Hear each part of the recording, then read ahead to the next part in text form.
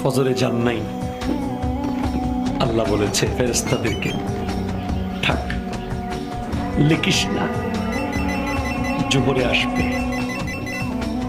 আমার বান্দা তো, আল্লাহ পানি বন্ধ করে দেব, না না না, আমার বান্দা। খানা বন্ধ করে দেব, না না না, আমার বান্দা। আমি না গাফফার, আমি আল্লাহ না ক্ষমাকারী।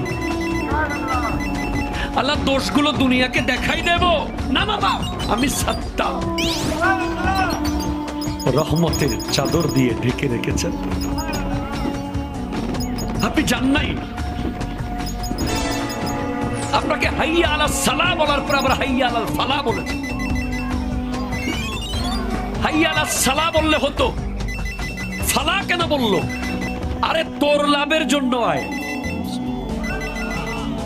আমি আল্লাহকে তুই সিজদা করবি, লাভটা আমার হবে না, তোর হবে।